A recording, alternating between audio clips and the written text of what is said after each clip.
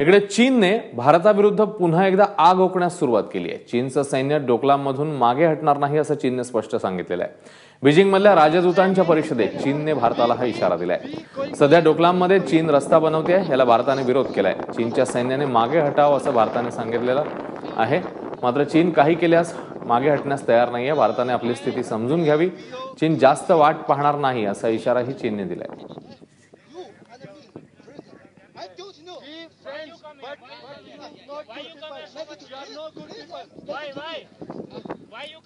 आणि या सगळ्या घडामोडींच्या पार्श्वभूमीवर निवृत्त lieutenant general Dattatray Shekatkar sir आता आपल्या सोबत आहेत। शेकटकर सर, आताची चीनची धमकी, गेल्या काही दिवसांमधल्या घडामोडी तुम्ही कसं बघताय याच्याकडे? भारताने आता काय पाऊल उचलायला हवं नेमकं?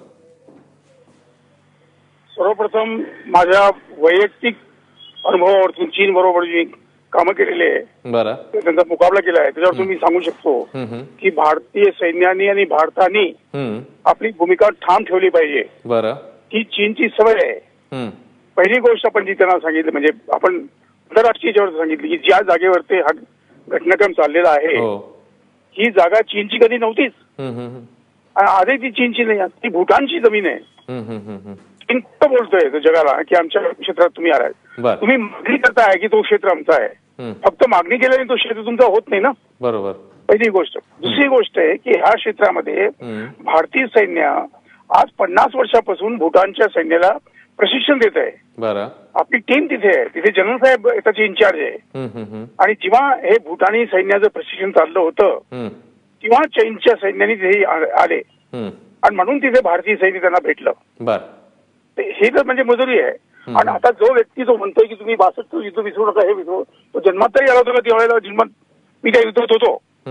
आपण तर त्यांना सांगितलं पाहिजे की जर तुम्ही आम्हाला 62 युद्ध सांगताय तर आजचा भारत 1962चा भारत नव्हे, आज 217चा भारत आहे, पहिली गोष्ट। दुसरी गोष्ट आहे, जर तुम्ही आम्हाला 1962चा धडा शिकवताय तर 1967 मध्ये 1967 मध्ये नथुलामध्ये जिथे ही जागा पुढे आहे तिथे तुम्हाला कोणता धडा शिकवला तुम्ही विसरू नका। 1978 मध्ये व्हिएतनामी तुम्हाला काय धडा शिकवला विसरू नका। मला वाटतं की भारतीय शासनाने विशेष करून अनेक बौद्धिक लोकांनी त्या गिजड धमकीमध्ये येऊन आलं नाही पाहिजे। आपण ही चीनची वृत्ती आहे, प्रवृत्ती आहे, ही त्यांची ग्रँड स्ट्रॅटेजी असते की तुम्ही घाबरा, दाखवा। आणि पहिली गोष्ट, एक जी महत्वाची गोष्ट आहे की भारतीय सैन्याने पूर्ण चौकीवरती म्हणजे काराकोरम पास, लडाख क्षेत्र, हिमाचल प्रदेश, उत्तराखंड आणि अरुणाचल प्रदेशमध्ये सावध राहण्याची आवश्यकता आहे। कारण की तिथे चीन घुसखोरी करू शकतो आणि मग आपल्याला म्हणेल की तुम्ही जर ढोकलम ते टोकरी कामा केला तर मग आम्ही मागे जाऊ, नाही तर आम्ही बाहेर बसू। ह्याकरता आपण अगदी डोळ्यामध्ये तेल टाकून आपल्याला पाहिलं पाहिजे, कुठेही हे चूक काम होता कामा नये। आणि आंतरराष्ट्रीय पातळीवरती आपल्याला सांगितलं पाहिजे। शेवटचा मुद्दा जो आहे ह्याच्यामध्ये की चीन जो आहे, आणि हे भारताने युनायटेड नेशन मध्ये सांगितलं पाहिजे की जगामध्ये जे दोन गुंडे लोक आहे, जे एक पाकिस्तान जो पूर्ण जगामध्ये टेररिझम एक्सपोर्ट करतोय, आतंकवाद एक्सपोर्ट करतोय, आणि दुसरा गुंडा आहे तो नॉर्थ कोरिया, जो पूर्ण जगाला आणि विशेष करून अमेरिकेला म्हणतोय आम्ही तुम्हाला ध्वस्त करून टाकू। या दोन्ही राष्ट्रांना चीन प्रोत्साहन देते, त्यांचा आशीर्वाद त्यांच्यावरती आहे। अशा चीनला युनायटेड नेशन मध्ये, संयुक्त राष्ट्र संघामध्ये व्हीटो पॉवर देण्याची आवश्यकता आहे का? त्याला सुरक्षा परिषदेमध्ये ठेवलं पाहिजे का? त्याची काही उपयोगिता आहे का जगामध्ये? जो राष्ट्र दोन गुंड्यांना प्रोत्साहन देतोय, अमेरिकेने हाफिज सईदला आणि सय्यद सलाहुद्दीनला आतंकवादी घोषित केलंय, चीन म्हणता मी मानत नाही, तुम्ही सुरक्षा परिषदेचे सदस्य आहे, तुमच्यावरती पण काही प्रतिबद्धता आहे, तुम्हाला पण काही कोड ऑफ कॉन्डक्ट आहे, आणि जर तुम्ही मान्य करत नाही तर मला वाटतं पाश्चात्य देशांनी, भारतीयांनी, जपान आणि चीन समुद्राच्या अवतीभोवतीचे देश आहे, आपण युनायटेड नेशन गेलं पाहिजे की अशा चीनची सदस्यता तुम्ही सुरक्षा परिषद मधून कमी करा, मग तो ठीक होईल।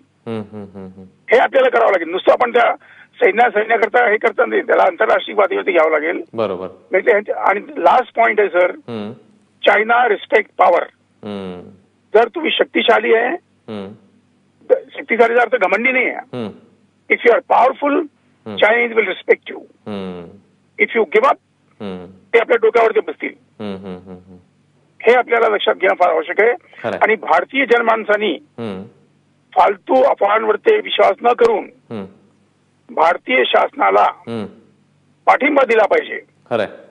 आपल्याकडे अनेक राजनीतिक पक्ष आहे, कम्युनिस्ट पार्टीवाले इतर लोक आहे जे दिल्लीला बसतात, ते सरकारला टीका टिप्पणी करतात. ही वेळ नाही आधी. संसदेमध्ये पण ह्याच्यावरती चर्चा करायची आवश्यकताच नाही. काय चर्चा करणार तुम्ही?